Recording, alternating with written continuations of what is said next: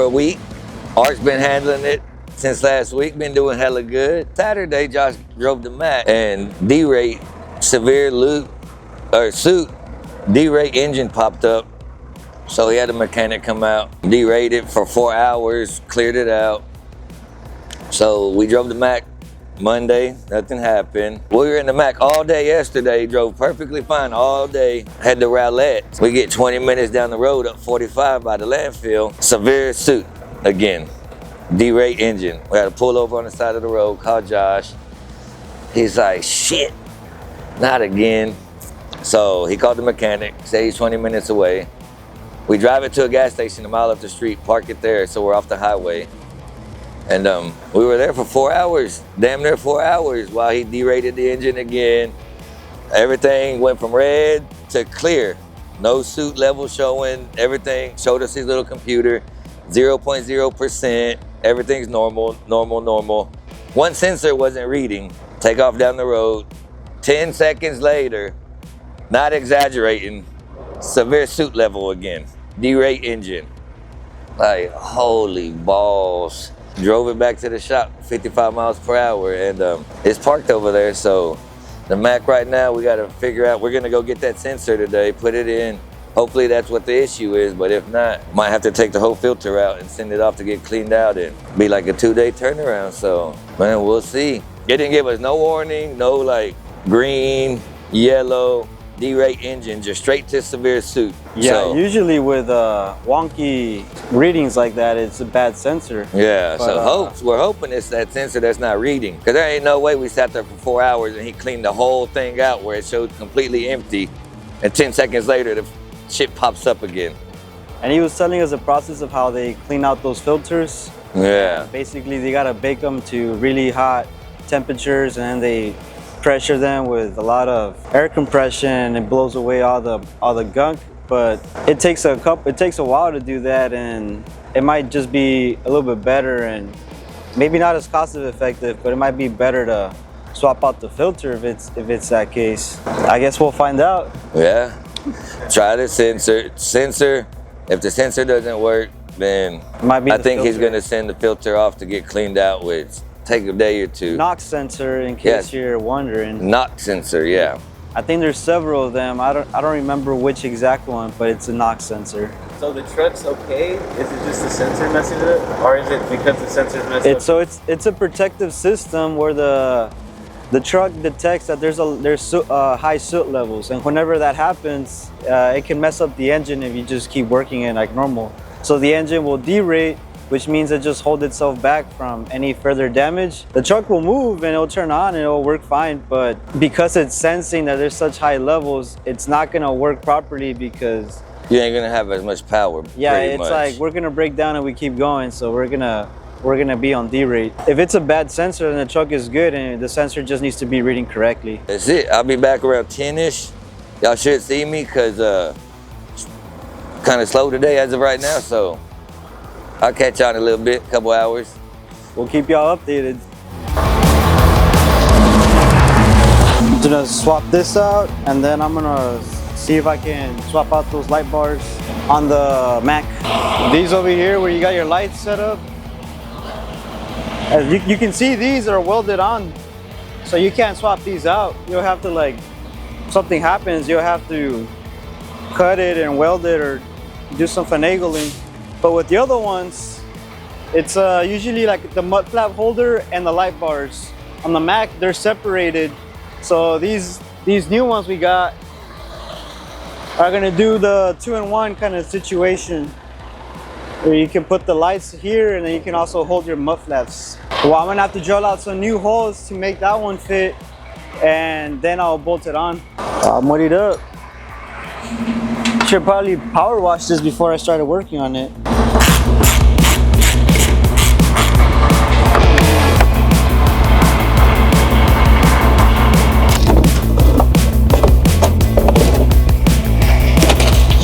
Are you gonna head out right now?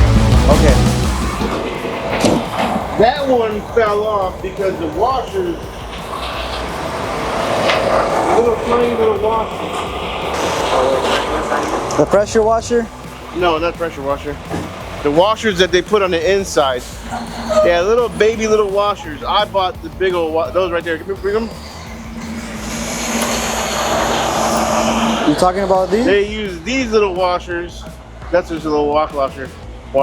No, there was another one, but I bought these myself and I put them on. And I don't know if I put them on all four. I believe I did, because I was like, I don't want these falling off. Can't see them, it's so muddy. Yeah, that's caked. You can't even see it. But we go to the landfills and there's no way a tiny little washer is gonna hold up the weight of these fenders, even though these fenders are not that heavy. It's ridiculous that You don't have any more of these lock washers? I don't think so. You don't think so? Oh, well. All right, we'll be back. All right, let's get out of here. You still have to get somebody to take it off. And then you'll dump it first thing in the morning and then you'll drop it back off. Just kind of FYI. Kind of helps me out with schedule.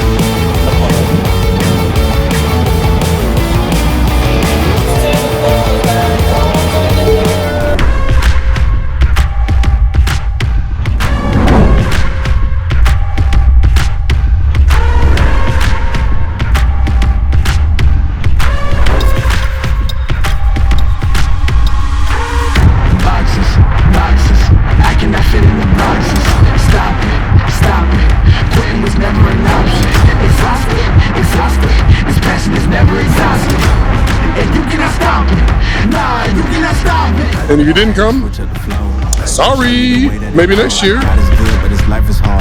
I think everybody that didn't make it, that couldn't come, they have to be here next year. I think the turnout was bigger than I expected. The engagement was way more than the year before. The value was higher. Having somebody outside the industry to come in and speak broadly about business in general, I chicken scratched so many notes. That in itself, I needed to be here for. We don't fake it all. Tired of 9 to 5. Just make enough to survive. Only living on the weekends. You really thinking that's behind the life?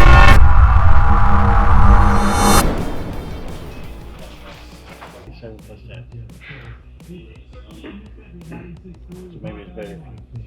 Diagram of where it's at. Well, it just shows me the individual.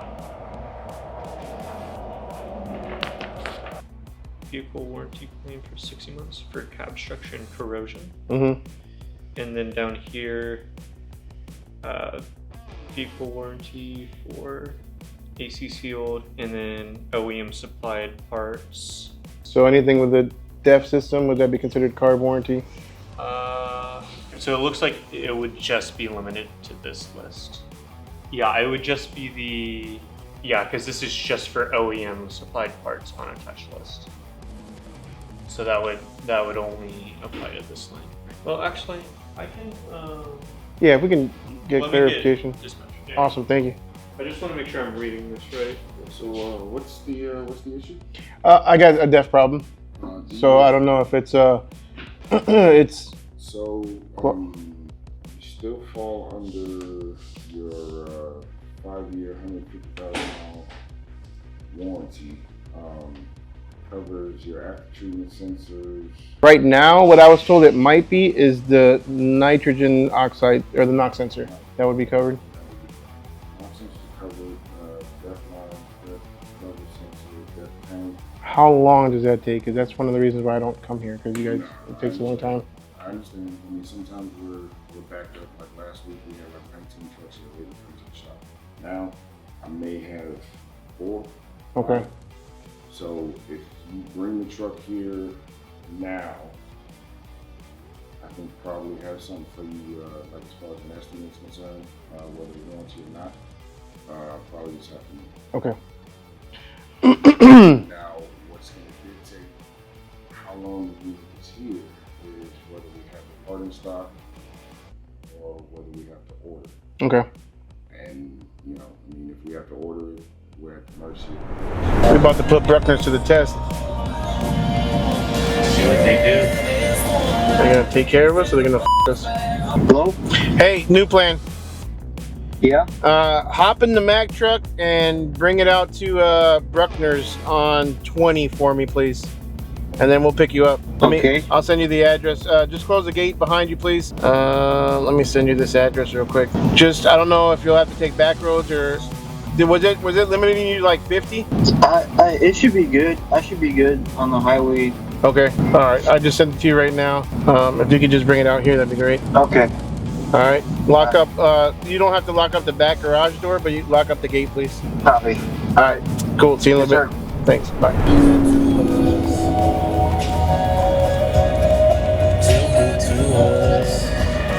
Bro, seriously. Did they check you in or no? Did they check you in or no? Oh, you just been sitting there? Oh, okay. So it still did it again?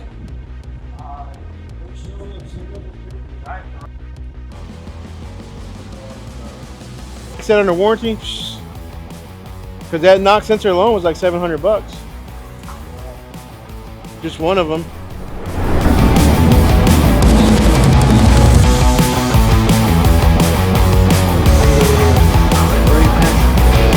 Alright, so today's a full day of just running around doing errands and crap. So, because the Mack actually took up, so we've got a DEF issue, DEF regen issue. This is thanks to our wonderful government who thinks that all diesel trucks need some sort of DEF system or whatever. But anyways, we're not gonna get into that.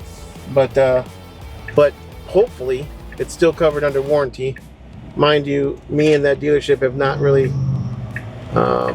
been friendly with each other, I guess. Nah, I have no problems with the dealership other than, you know, they charged me $500 for a fuse.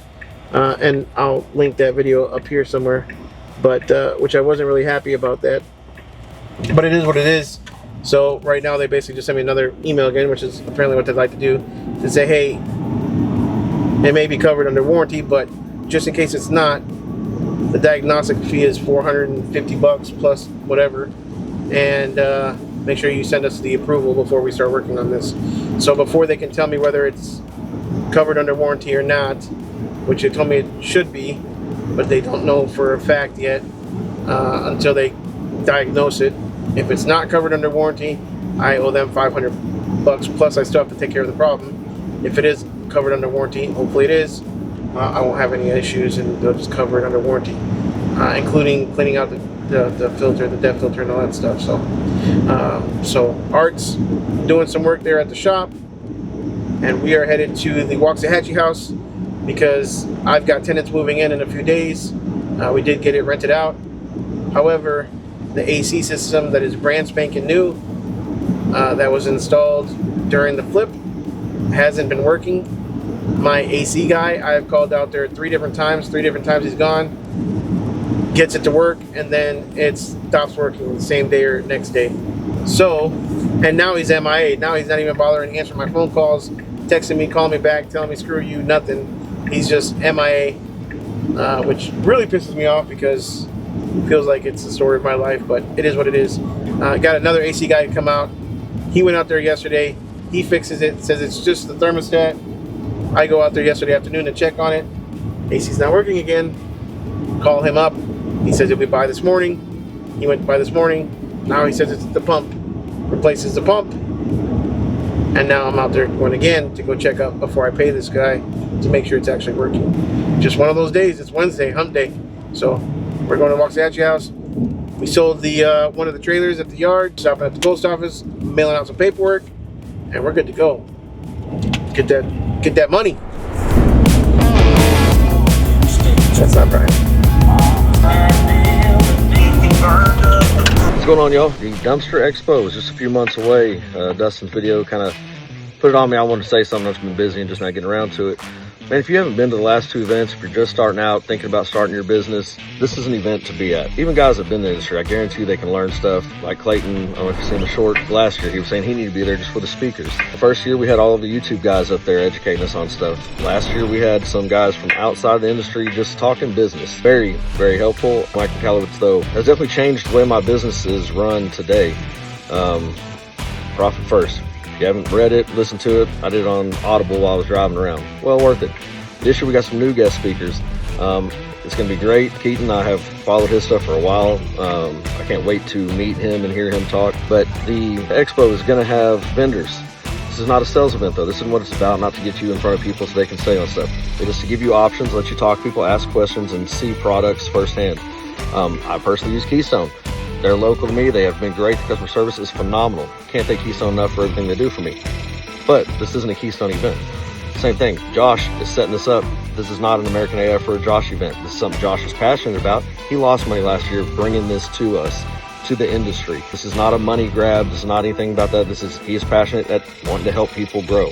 He knows what it's like to start the business and the struggles. The local network we have has been phenomenal. Game changer for my business. I love being able to, help each other when any of us are struggling. Celebrate everybody's wins. When somebody lands a big job or a contract or something, we all get to celebrate together. Going to this event has let me meet people all over the country. Just this week, I've talked to guys in California, Colorado, Indiana, and Florida, aside from my Texas guys, and getting to hear how things are going, the new trucks they just ordered, the dumpsters they got on the way, and how things are going. Got some guys, I'm not going to throw their info out there, that's their deal, but yeah, new trucks, some buying trucks, some big growth coming, and it's all guys that I've met the last 2 years at these events. And some of us all went to Waste Expo together in Vegas. That was a great time, getting to just hang out with guys from around the country. We put a lot of time and money investing in our businesses to get them started, keeping them running, and that's all this is. This is another investment. It's not a vacation. It's cool, it's nice to get away and meet people and stuff, but this is still an investment in your business to get more knowledge in business in general, to talk to other business owners in the industry, talk to other vendors. This is all about networking and growing your business.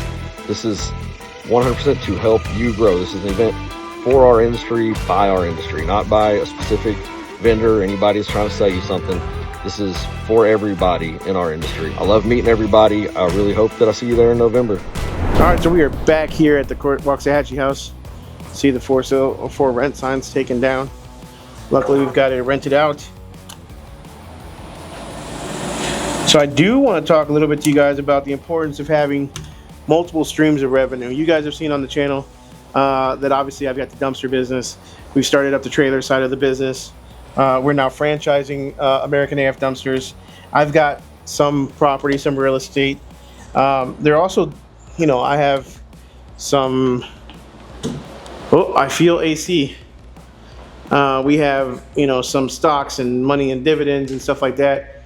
So having multiple streams of revenue is like super important. And if they can be synergistic,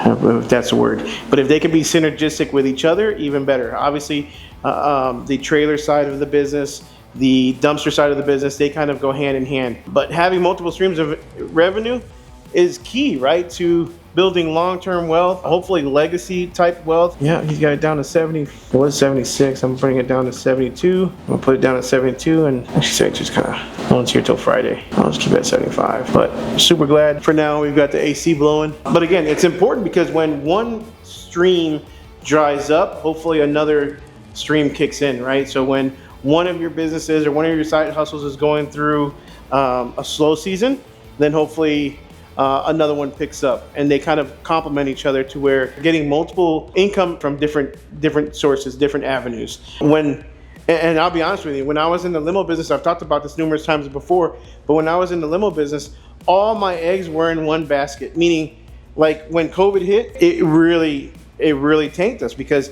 I had focused so much on the limousine industry and so much on the limo business that when that stream of revenue was taken away because of COVID, I mean, it went from, we were booked solid every single weekend right before prom season. We were about to have one hell of a year to zero. And I mean zero, zero, zero.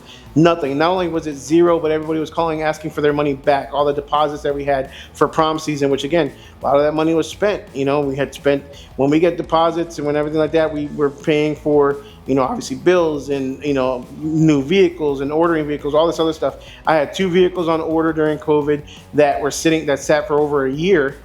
On top of our vehicles that sat for a year. Long story short, I was caught with, my pants down. Let's just say it, right? I was caught with zero revenue coming in, revenue going out because everybody wanted their money back. We had to put a freeze on giving people refunds because we just could not do it. We, as a business, we didn't know how long COVID was going to last. We had like the 2 weeks quarantine. We didn't know how long that was going to actually last because it was 2 weeks, and then 2 weeks turned into 4 weeks, and then that turned into 2 months, and then I mean it was crazy. So I learned the hard way that I cannot put all my eggs in one basket, and I've got to create multiple streams of revenue for me and my family, so that again, when something slows down, hopefully something else picks up. And so I have been on non-stop, balls to the wall, full speed ahead ever since COVID, and in this business, because I don't want to ever be in that situation again.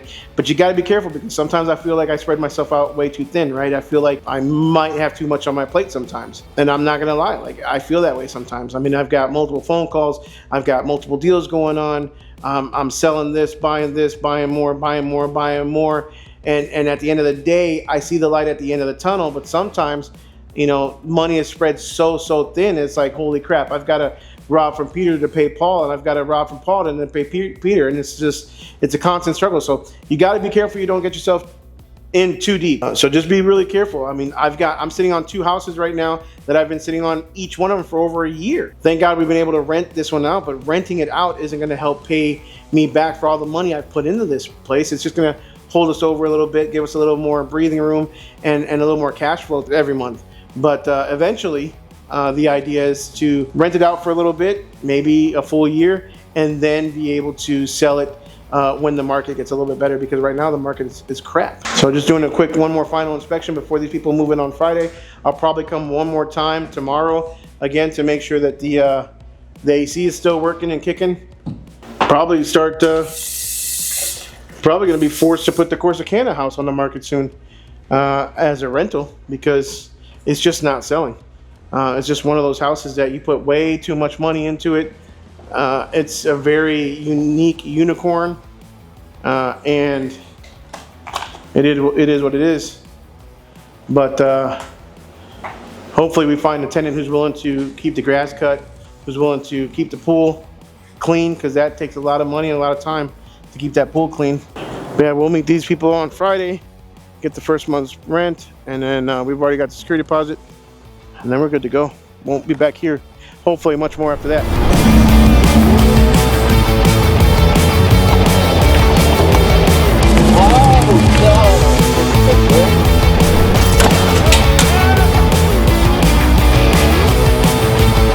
Alright, so we got Art doing checking out the grease fittings. How many have you done so far, Art? 3. 3? And you got 1 here, 2, 3, about 4. 4. And this one over here. So Art's just doing some grease fittings on the truck. I'm gonna put some air in this. Josh likes it at 110. Gonna fill it up. Josh is doing some stuff in the office, so we're just making some time go by, but trying to stay busy.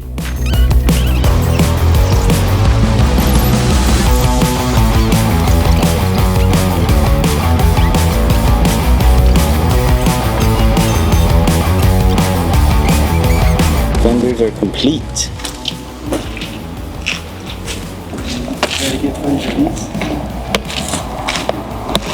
How long did it take you to do this? It's pretty quick. And then this side was bent. I don't know what happened. It was like bent all the way back there. Oh, so you got to bent it back a little bit to just straighten it out. You know who broke that one? Huh? Daniel. Daniel Woods. Daniel breaks everything. Art, we're putting in that work while Josh was doing boss things. But yeah, we had just some little things to do around the shop. I got some little things done, but Arturo really got a big chunk of the things done. He was working on the Kenworth. Arturo, what'd you get done? See, you got a paper there. So basically, we were doing a rundown for the PM on the KW, and we checked oils, checked fluids, checked the tire pressures, make sure that suspension looked good, greased the grease points on both the truck and the hook lip. And well, this is a pretty new truck, so everything looks pretty good here. But yeah, doing these are pretty important because well, you want to get your PMs done on time and regularly so that you don't have any unexpected issues. kind of like what we're having with the mech. And yeah, the more often you do them, the least likely your equipment is going to break down when you least expect it or least need it to, or could afford it. And on top of that, doing that and keeping record that you're doing that in case as a businessman you get audited. They're gonna check your maintenance records to see that you've been taking care of your equipment. And if you don't have the necessary documents like this one, where either your shop mechanic or the mechanic that you usually go and send your stuff to fills this out and basically shows that you've been keeping up to date on the things you need to take care of to meet the standard, the DOT standard. It just, you know, it'll keep you out of trouble whenever you least expect that as well. Yeah, I see you jotted some stuff on the back. What's this stuff on here in the back? These are the notes that I wrote down for the recommended allotted moments that you're supposed to swap out your filters and your fluids. So right there you can see that it's saying like, hey, you should probably change out your fuel filters anywhere around like 20,000 or 40,000 miles. Now some people could say that's a little bit earlier, and I'd agree a little bit, but you know, it doesn't hurt to put some money back into your truck to, like I said, avoid any unexpected situations where your truck breaks down. So swapping out the filters just lets your truck run better and longer. You wanna make sure you keep up to date, changing the basics: the air filter for the engine, your engine oil, your transmission fluid. Transmission fluid lasts a lot longer, but if you got an older truck and you don't know when's the last time they've gotten their transmission fluid and filters changed, then it might be a good idea for you to, you know, get that job done pretty soon. Because if you buy a truck that's got 300,000 miles, but you don't know if they got 1 or 2 of the transmission fluid oil changes, and it's not a certified dealer, then yeah, you might want to look into that pretty soon. Yeah, that might be bad. Well, that's it for today, guys. We appreciate y'all joining us. Don't forget to like, subscribe, and smash that notification bell. We'll see you guys on the next one.